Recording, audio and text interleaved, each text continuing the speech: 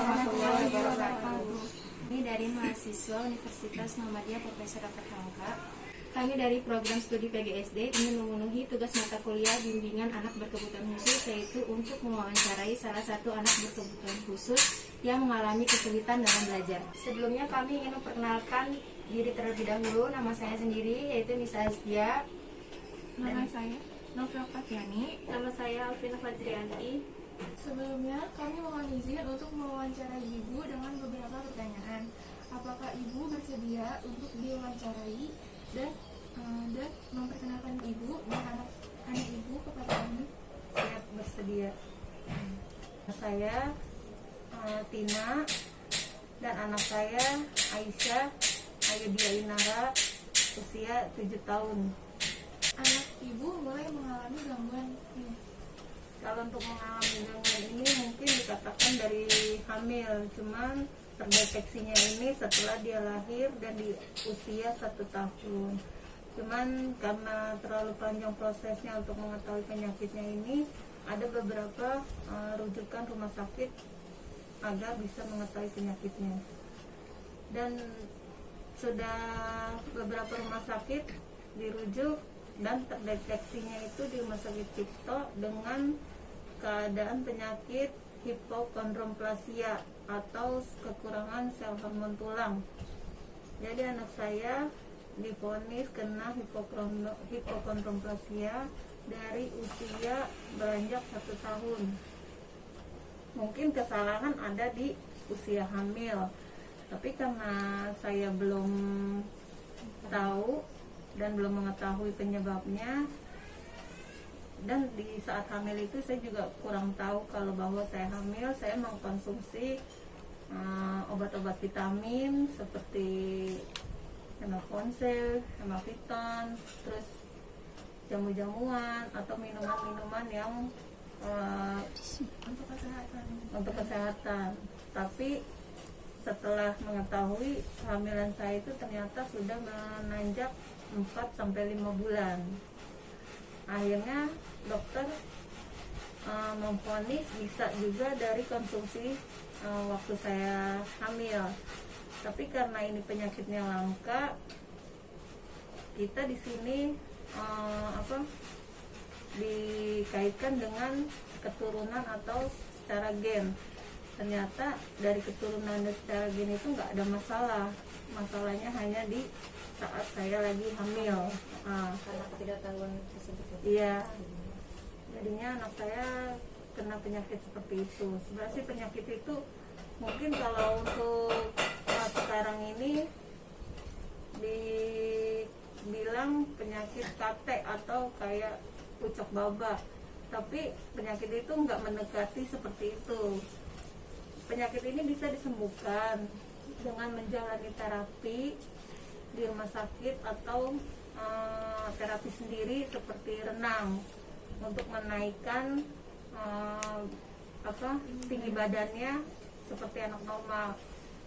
Cuman kita butuh kesabaran juga karena prosesnya nggak segampang dan secepat yang kita kira. Untuk usia Aira sekarang 7 tahun, tinggi badannya sekarang hampir 87 cm, mungkin di atas normal dari anak-anak yang layaknya udah usia 7 tahun. Tapi saya di sini cuma bisa bersabar, motivasi supaya Aira ini bisa bergaul dengan teman-temannya dan tidak minder dengan keadaannya. Kalau untuk sekolah, dia memang saya sekolahkan di Bimba pertama dalam 1 tahun itu, tapi dia belum bisa nulis, belum bisa baca, karena yang saya inginkan supaya semangatnya dia dan keadaan dia itu bisa diterima di masyarakat. Sekarang saya sekolahin lagi di TK. TK-nya selayaknya anak-anak sekolah TK. Dalam 1 tahun ini dia bisa mengikuti untuk belajar huruf atau angka, tapi dalam menghafal. Kalau untuk menulis atau untuk menjumlahkan dia belum bisa, karena apa ya, prosesnya itu butuh kesabaran yang ekstra gitu. Itu aja yang dialami Aira. Selanjutnya, apa respon yang diterima masyarakat dengan keadaan Aira yang seperti ini, Bu? Kalau untuk respon masyarakat sih alhamdulillah, untuk masyarakat terdekat ini udah mengetahui keadaan Aira kayak gini, dengan fisik dia seperti ini. Cuman yang saya belum bisa itu kalau untuk masyarakat luar, seperti kita menemui masyarakat baru, mereka kebanyakan tanda tanya gitu, kok usianya nggak sesuai dengan keadaannya. Mungkin untuk saya ini butuh butuh jiwa yang ekstra untuk menghadapi masyarakat lingkungan sekitarnya gitu. Itu aja sih. Tapi alhamdulillah untuk di sekitar sini yang terdekat udah bisa menerima keadaan Aira seperti ini. Bagaimana aktivitas si Aira ini, Bu, dalam sehari-harinya? Kalau untuk aktivitas sih dia lincah, lincah. Untuk bertemu dengan orang itu dia nggak malu. Kalau udah akrab dia seperti keluarga sendiri. Terus kalau untuk hari-harinya dia memang tergantung dari kemauan dia. Kita nggak bisa memaksakan.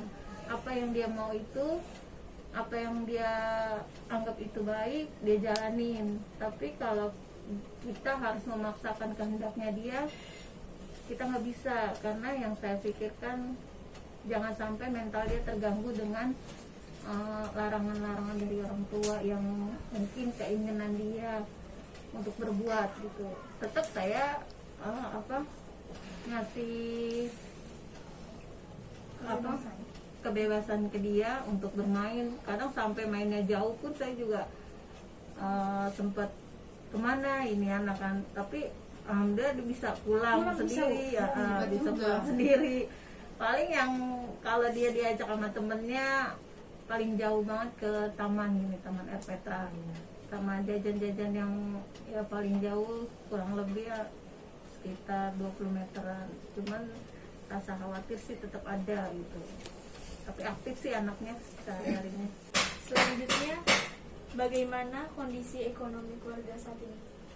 Kalau untuk kondisi ekonomi, alhamdulillah ya, ayahnya udah mulai bekerja. Untuk kebutuhan keluarga sama Aira ini bisa tercukupi. Sebelum-sebelumnya memang waktu Aira baru perawatan di rumah sakit itu memang kita membutuhkan biaya yang sangat banyak gitu. Tapi untungnya kita dijamin dengan BPJS, karena untuk pengobatan Aira ini memang kalau dibilang termasuk mahal gitu. Cuman terapi ya, terapi itu memang kemarin saya ditarget harus siapin uang 100 juta. Cuman karena ditanggung BPJS, alhamdulillah nggak bayar sama sekali. Paling cuman obat-obat yang tidak tercover gitu aja. Bagaimana riwayat pendidikan anak dari awal pendidikan hingga saat ini? Kalau untuk pendidikan sih alhamdulillah saya jalanin sesuai dengan usianya. Tapi kalau untuk pemahaman dia untuk mengambil sebuah pelajaran itu memang belum bisa gitu. Kalau untuk menghafal atau bernyanyi bisa, tapi kalau untuk menulis, menjumlahkan atau menulis kata-kata itu dia memang sampai sekarang belum bisa. Ya saya sih maklum ya, karena keterbatasan fisiknya dia. Mungkin kalau bahasanya dokter itu ilmiahnya saya kurang ngerti tuh, dia tuh nggak bisa mengikuti apa yang guru ajarkan. Dia cuma bisa menghafal atau bernyanyi apa yang guru katakan. Tapi sebelumnya kalau dikenalin guru bisa, cuman memang masih belum. Kita misalnya kalau saya bilang Dede nyanyi abjad, bisa dia A B C D sampai Z. Hafal ya. Apa terus Hafal. hitung 1 sampai 10 bisa. Tapi kalau kita suruh nulis angka 2, angka 3 dia nggak bisa.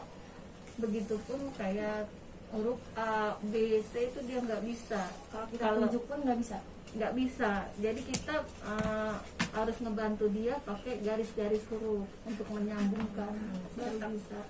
Bantuan dari orang tua juga ya. Iya. Terima kasih kepada Ibu sudah meluangkan waktunya dan memberi penjelasan dari pertanyaan yang kami ajukan.